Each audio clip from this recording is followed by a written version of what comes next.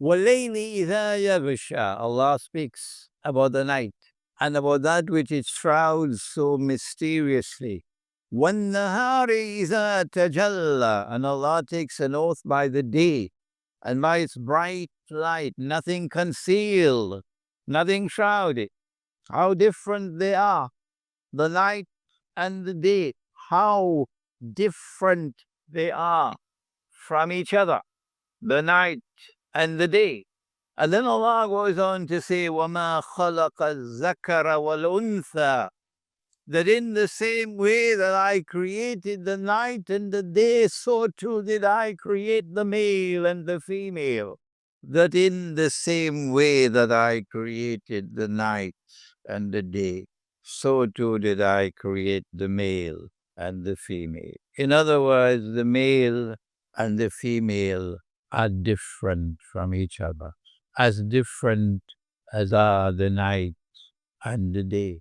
Inna sa'yakum lashatta. You are functionally different, says Allah in the Quran. You are functionally different. There is an intense attraction between the day and the night. The day fulfills his job all through the day. And then at the end of the day, the day approaches the night. Intense attraction, like electricity between them. They are inseparable, the day and the night.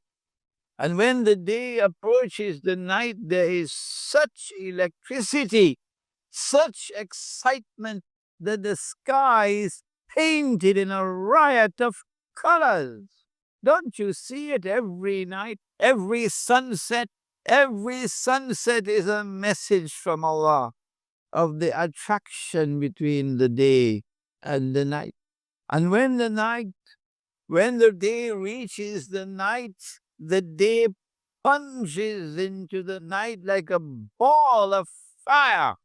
And then all through the night, there's a time for rest, there's a time for sleep, there's a time for love, there's a time for worship, and then there's a time to say goodbye. Why am I spending so much time on this? And when the time for goodbye comes, the night holds on to the day. The night does not want him to leave. When he came, it was a ball of fire. And now when he's leaving, he has to extract himself from her embrace. And the light comes little by little at the dawn. Surely in this there's a sign for a people who ponder and reflect that when the day is day and when the night is night, then Allah's creation works wonderfully. That was 100 years ago. But guess what has happened these last 100 years? The Prophet said, sallallahu ta'ala alayhi wa sallam, he said the last people to come out to Dajjal will be women. And a man would have to return to his home and tie down, coercively restrain his wife and sister and daughter to protect them from being seduced by Dajjal. What kind of a seduction? He said that women would dress like men. Do you want to see them dress like men? Go to the bank. Do you want to see women dress like men? Go to the bank. Go to any office today 100 years later. Sister, don't be annoyed with me. I have a job to do. And you see them in jackets and trousers. I went to a hotel in Indonesia, in Jakarta, and I saw them all in ties. Is this happening by accident? If you believe that this is happening by accident, you got peanuts in your head. Will you not think? Will you not think and ponder and reflect about these mysterious and calamitous events which are unfolding these last 100 years? Why is she dressed like a man? Why would a woman want to dress like a man? Why? Answer, because she wants to assume the functional role of men in society. That's why. Don't be annoyed with my answer. And as she assumes the functional role of men in society, who's going to take care of the children? In Singapore, the night has already become day. In Malaysia, the night is struggling to become day. In Indonesia, the night is still night. So when she seeks to assume the functional role of men in society, my question is, who is going to take care of the children? Who is going to take care of the children? The answer is, you need a slave, woman. You need a slave. Because you're not going to pay her a wage which is just. No. No Singaporean woman will work for the wage that the Indonesian slave has to work for in Lee Kuan Yew, Singapore.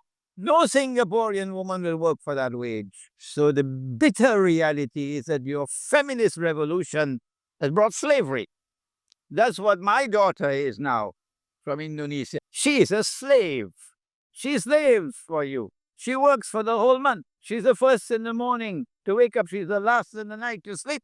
And at the end of the month, she's paid the wage of a dog. But Islam is a religion of justice. And Islam tolerates no oppression. So if you employ someone and you pay them the market wage is the wage of a corrupted market, corrupted by riba. And you think you're going to get away with that, wait until you have to answer in the grave.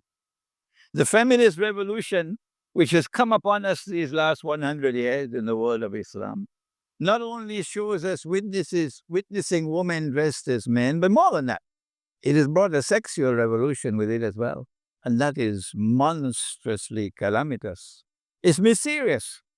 Because he said that women would be dressed and yet naked. 100 years ago, did we have shopping malls? 100 years ago, did we have our women in shopping malls half naked and three-quarter naked? Tomorrow, they'll be fully naked.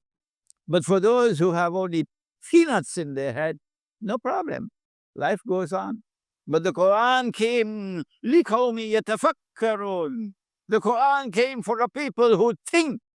And the people who want to ask the question, is this happening by accident? And if not, who is the mastermind? Answer, it is Dajjal.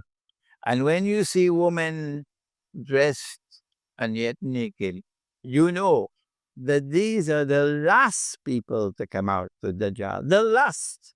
So he has already accomplished most of his mission. While the scholars of Islam have been content with drinking Teh Tarik and eating roti canai. That is Islamic scholarship today. That is the bitter reality of Islamic scholarship today. When last did you hear a khutbah in Salatul Jum'ah devoted to Dajjal? He said that men would dress like women. Why would a man want to dress like a woman? My answer is, if you have a better answer, do please share it with me. The Russians are going to be very pleased with this subject. Yeah. Why would a man want to dress like a woman? Answer, to attract another man. That's why. And so homosexuality and its encore, lesbianism, is going to raise its ugly head in Akhirul Zaman. It has already done so. I lived in New York City for 10 years, and on the main thoroughfare of Manhattan, one day of the year is devoted to the Gay and Lesbian Rights Day parade. And any politician who wants to succeed in politics in the United States, you got to be there in that parade. And then I learned a new word when I was in the United States, that those who oppose homosexuality suffer from a disease. It's called homophobia. I never heard about it before. That I am sick, that I suffer from a disease because I oppose homosexuality. Their agenda is to foster homosexuality. The highest achievement now of Western civilization is that a man can marry another man and get a marriage certificate. And so I celebrated when Russia slapped them on their ugly face. I celebrated when Russia slapped them on their ugly face. And the Russians put a ban on homosexuality. Because Russia, they tried to destroy Russia with their Zionist Bolshevik revolution, which we'll come back to, inshallah. in 1917.